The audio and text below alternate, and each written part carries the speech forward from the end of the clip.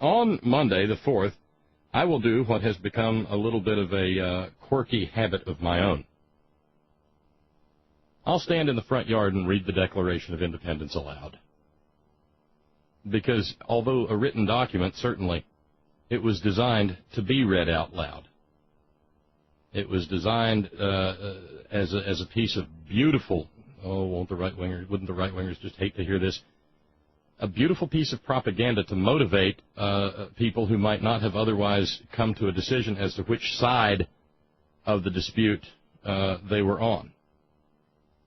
And just in case you're not quite as strange as I and aren't prone to stand in your front yard reading the Declaration to passing critters and cars kicking up dust on the little road going by, just in case, let's look at these words real quick.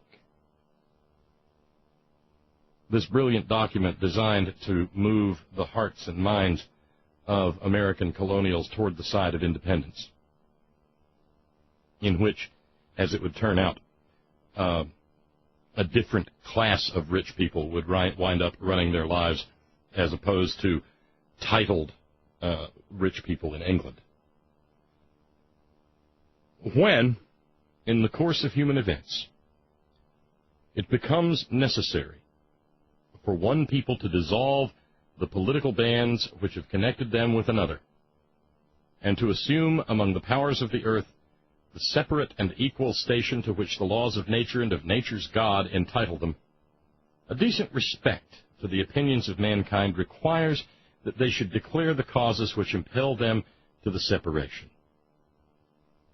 We hold these truths to be self-evident, that all men are created equal, that they are endowed by their Creator with certain unalienable rights, that among these are life, liberty, and the pursuit of happiness, that to secure these rights governments are instituted among men, deriving their just powers from the consent of the governed, that whenever any form of government becomes destructive to these ends, it is the right of the people to alter or to abolish it and to institute new government, laying its foundation on such principles and organizing its powers in such form as to them shall seem most likely to affect their safety and happiness. Prudence, indeed, will dictate that governments long established should not be changed for light and transient causes. And accordingly, all experience hath shown that mankind are more disposed to suffer while evils are sufferable than to right themselves by abolishing the forms to which they are accustomed. But when a long train of abuses and usurpations, pursuing invariably the same object, evinces a design to reduce them under absolute despotism, it is their right, it is their duty, to throw off such government and to provide new guards for their future security. Such has been the patient sufferance of these colonies, and such is now the necessity which constrains them to alter their former systems of government. The history of the present King of Great Britain is a history of repeated injuries and usurpations, all having in direct object the establishment of an absolute tyranny over these states. To prove this, let facts be submitted to a candid world. And there begins the he has list of grievances which the authors of the Declaration of Independence felt that they had against the King of England.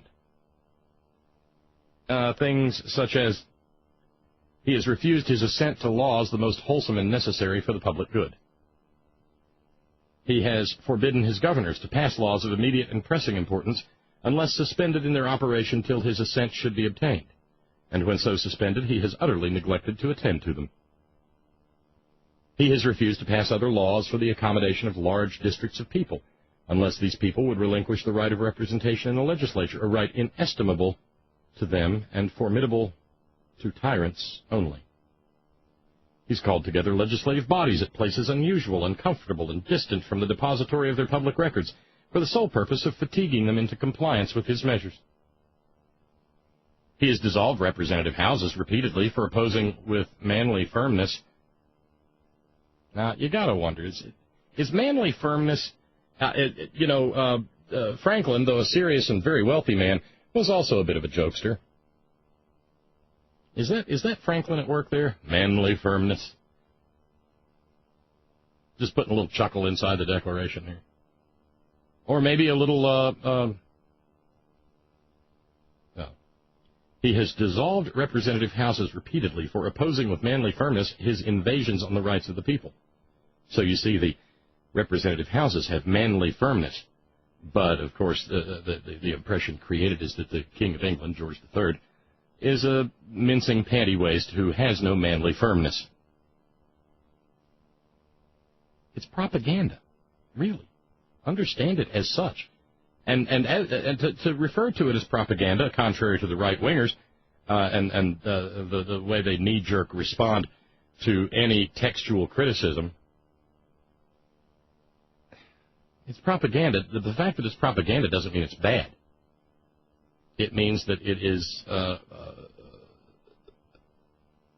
in the form of it's an apologetic, and it is argumentative. And being good propaganda, it presents only one side of the argument. There's no part of the Declaration of Independence where the King of England gets to go, hey, wait, no, it's not like that at all. He has refused for a long time. Well, a long time. How long is that, Tom, Ben, John? Oh, long time. Long time, Bob. Long time. He has refused.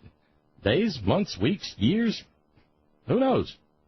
He's refused for a long time after such dissolutions to cause others to be elected, whereby the legislative powers, incapable of annihilation, have returned to the people at large for their exercise.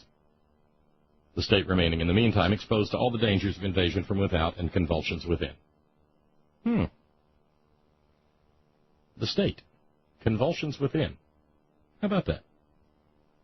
Sounds like maybe folks were a little restless in the colonies, and nobody really had a way of putting it down. That maybe we might want to be suppressing some thoughts among some people, that maybe there might be some dissent and discourse out there that needed quashing. He has endeavored to prevent the population of these states, for that purpose obstructing the laws for naturalization of foreigners, refusing to pass others to encourage their migration hither, and raising the conditions of new appropriations of lands. Oh, that paragraph is just a Jim Dandy. Wonder how that would go over if you read it to say, oh, I don't know, Sheriff Joe Arpaio. He has obstructed the administration of justice by refusing his assent to laws for establishing judiciary powers. That's Tom, John, and Ben saying, we want to set up our own court system separate and apart from his, and he doesn't like that. He's made judges dependent on his will alone for the tenure of their offices and the amount of payment of their salaries. When we want to be the ones who set their tenure of offices, and we want to set the amount and payment of their salaries. He has erected a multitude of new offices and sent hither swarms of officers to harass our people and eat out their substance, when we've got our own friends that we want to have eat out their substance. He's kept among us in times of peace standing armies without the consent of our legislature. Well, okay, but what's unsaid here is without the consent of our legislature, which would be hell froze over coming. He is affected to render the military independent of and superior to civil power. Paren, when we would far prefer to do that ourselves. He has combined with others to subject us to a jurisdiction foreign to our Constitution. Constitution which didn't exist, and unacknowledged by our laws, giving his assent to their acts of pretended legislation, even though the pretended legislation was passed by the legislature, which was not pretending and really was the British Parliament. Okay, so that's the he has portion. For quartering large bodies of armed troops among us, not mentioning the fact that the large numbers of armed troops were occasioned by the cantankerous rebelliousness of the colonials. For protecting them by mock trial from punishment for any murders which they should commit on the inhabitants of these states. And I got to think John Adams had a real problem with that clause. Because what they were doing was they were pointing up at the Boston Massacre, in which John Adams himself, lawyer, had defended the British soldiers who were accused of murder and gotten them acquitted for protecting them by mock trial. Is that Thomas Jefferson and Ben Franklin just sort of poking John Adams in the eye? Because when John Adams was defending the guys from the Boston Massacre, he didn't think there was anything mock about it, nor did they. For we're cutting off our trade with all parts of the world. Hey, he's interfering with our right to make money. They just kind of buried that down deep in the Declaration of Independence when, in fact, that's what had a lot of the, to the extent that there were people on board with this, that's what had a lot of the colonials just flat out pissed off.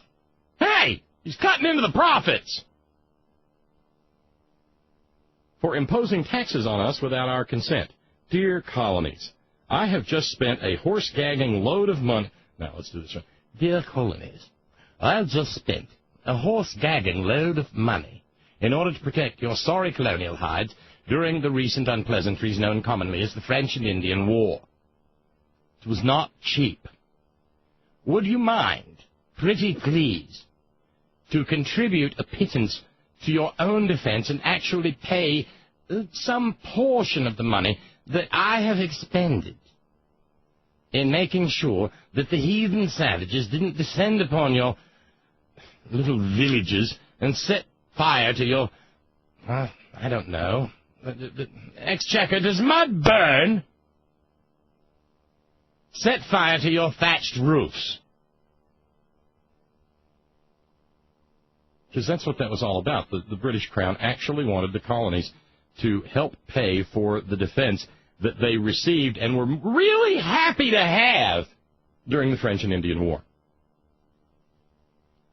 And that's where that taxation without representation business came from. You're going to raise a little revenue. You people are getting expensive. So you get the idea. For depriving us, in many cases, of the benefits of trial by jury. Okay. Was that in cases where trial by jury was mandated by Anglo jurisprudence, by the common law? I love this one. For transporting us beyond the seas to be tried for pretended offenses. Beyond seas being, what, back to Great Britain? Because I don't think they were transporting people from the American colonies to Australia to put them on trial. In other words, that's the signatories to the Declaration saying, wait a minute, we're sitting here fomenting rebellion and committing treason, and the king has the unmitigated gall to want to put us on a boat and bring us back to London and try us, and maybe put our heads above a gate somewhere on a spike. We don't like that! Oh, it goes on and on. But like I said, the bigotries do sneak out here and there. He has excited domestic insurrections amongst us and has endeavored to bring on the inhabitants of our frontiers, to whom they give a name, the inhabitants of our frontiers, the merciless Indian savages,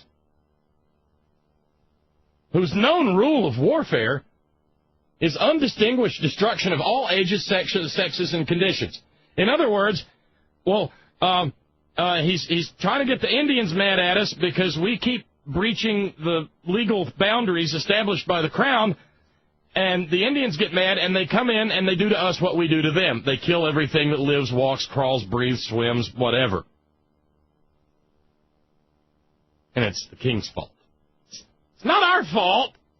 This is the kid with his hand in the last broken shard of the neck of the cookie jar with cookie dust and broken jar all over the floor going, "Well, you put the jar here, Mom."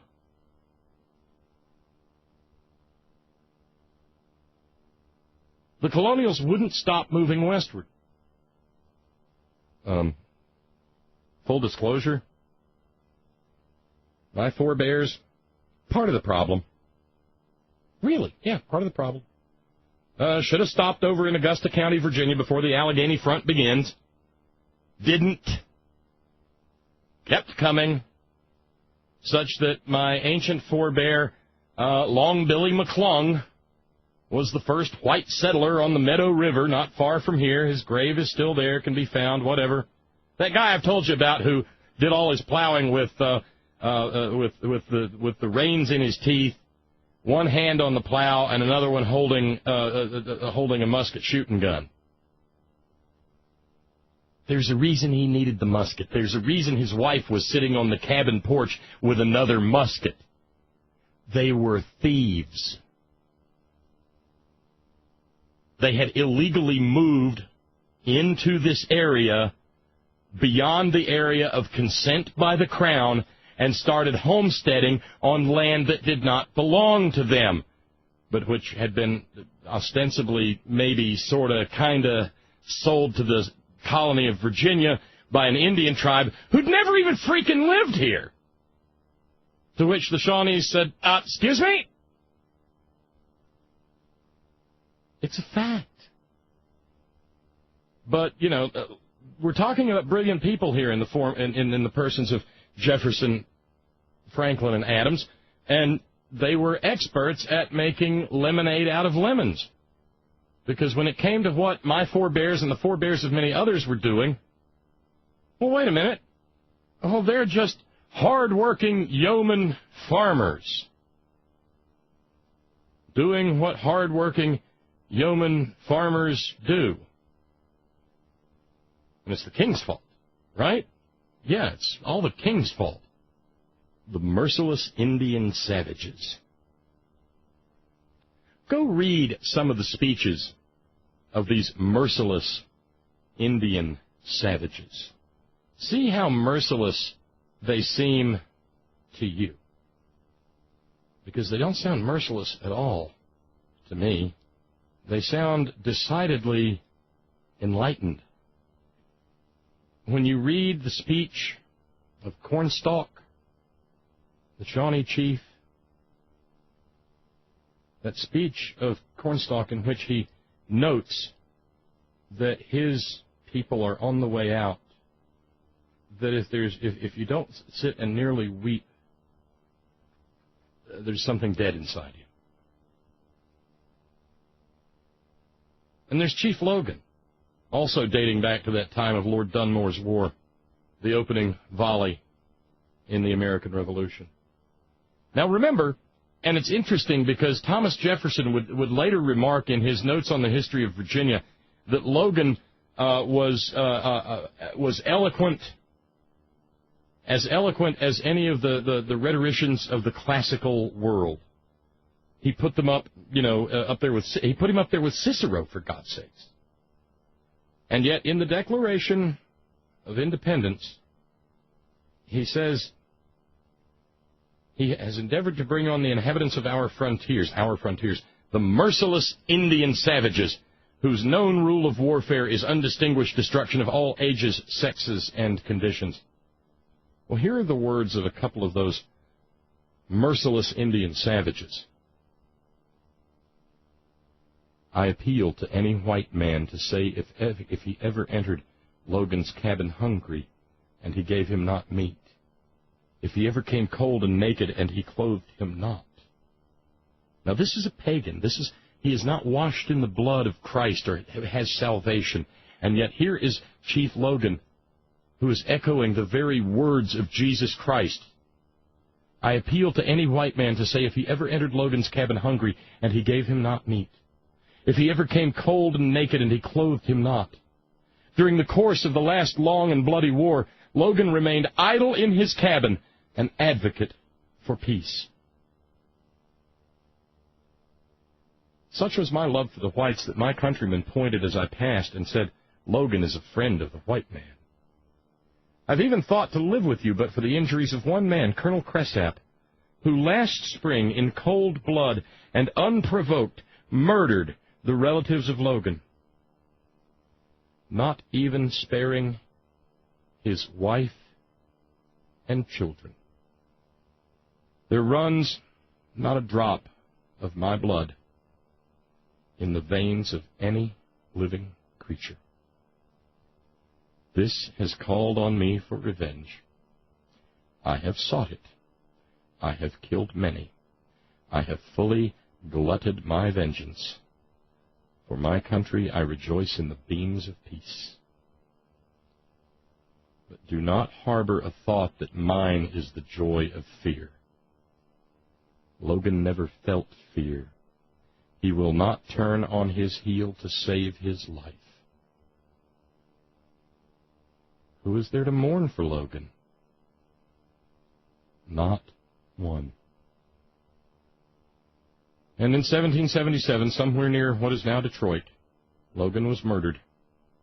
And even then, he was trying to oppose the American revolutionaries, who even then were actively engaged in the destruction of his entire world and all those who shared his way of life, and yet who had the nerve in the Declaration of Independence to discuss the inhabitants of our frontiers, the merciless Indian savages whose known rule of warfare is undistinguished destruction of all ages, sexes, and conditions. Cornstalk of the Shawnee saw what was coming, saw the end of his own race, and Cornstalk said, I was the border man's friend. Many times I have saved him and his people from harm. I never warred with you, but only to protect our wigwams and lands.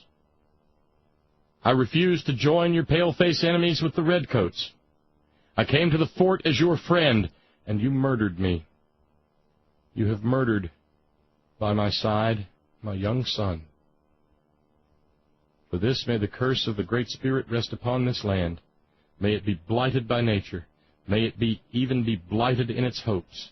May the strength of its peoples be paralyzed by the stain of our blood. And long before I ever read that the first time, I wondered if perhaps in many ways, for all its accomplishments, this is a cursed country. You want to know why places like Georgia and Alabama and Mississippi are as cursed and benighted as they are?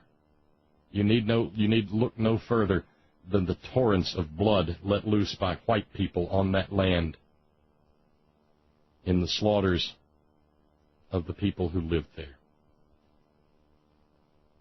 You want to know why Southerners are unquiet people and why they cannot seem to live in peace? It goes beyond some sort of issue of character or temperament.